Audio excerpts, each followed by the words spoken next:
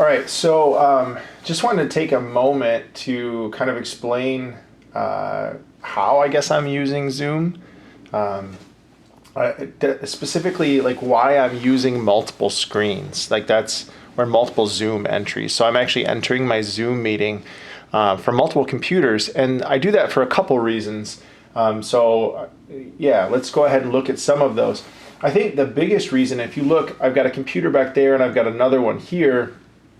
And with one of them, a lot of times I'm going to mute my video. I'm definitely muting my mic and I'm turning the speakers off on that back one.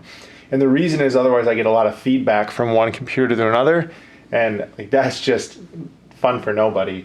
But one of the big reasons I do this is because I like to use that back screen so I can constantly see all of my students and I can see their faces and I can get, your quick nonverbal feedback.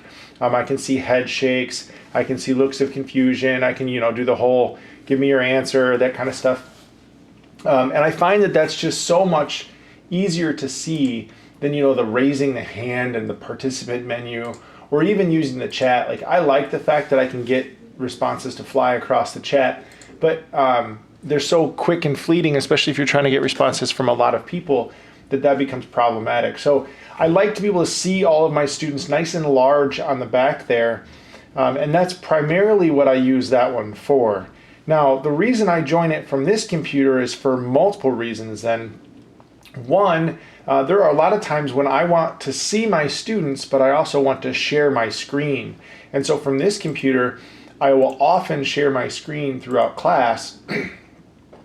And, I have a lot of different things that I love to use this for.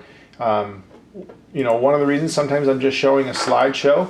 I also use an iPad and an Apple Pencil, which I love. Probably best teaching purchase I ever made, although it's not cheap. And the reason is I use a program called Doceri, and what that allows me to do is link my iPad directly to my computer, and I can actually write on the screen, and we can kind of work through problems together.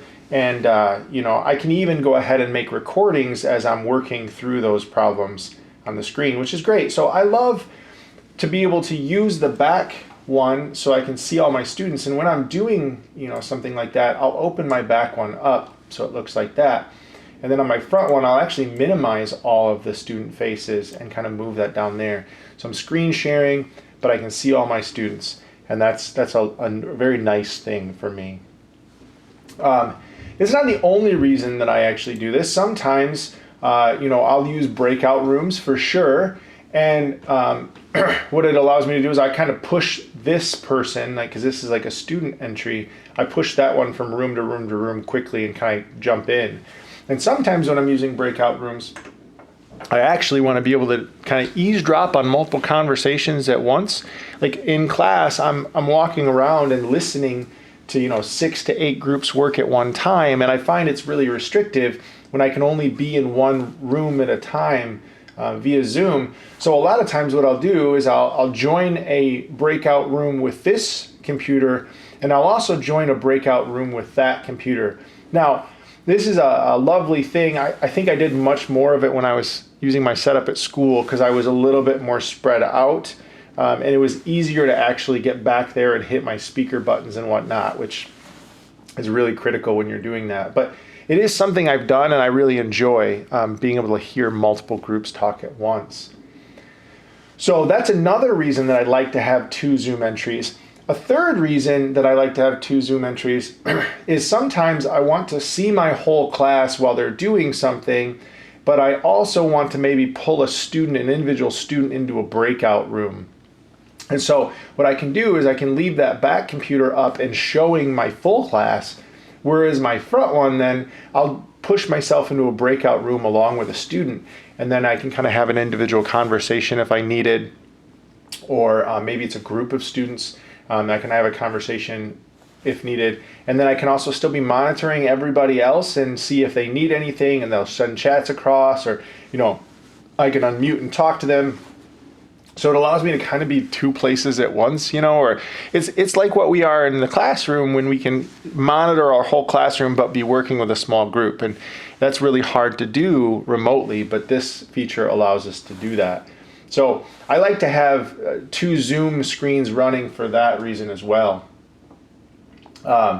So again, primary reason, I really do love this ability to screen share through one Zoom entry and then actually be watching my class through the other. I think that's the biggest use of it that I make, because I write on my screen a ton since I have Doceri and an iPad. But I do use that one so that I can kind of do breakout rooms, multiple breakout rooms at once, or so I can kind of work with a small group of students while still seeing the full class.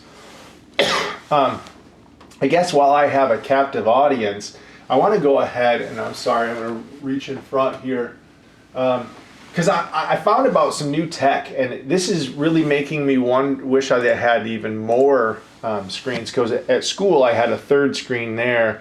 It was really linked, so I was running 2 screens on one computer and then running a separate computer. And I love it for things like, I found this new app. I learned about it from a professional development I was taking, Mishmi, and I love this app. It's called Whiteboard.fi, and I'm sorry I didn't have it pulled up. I didn't think about it.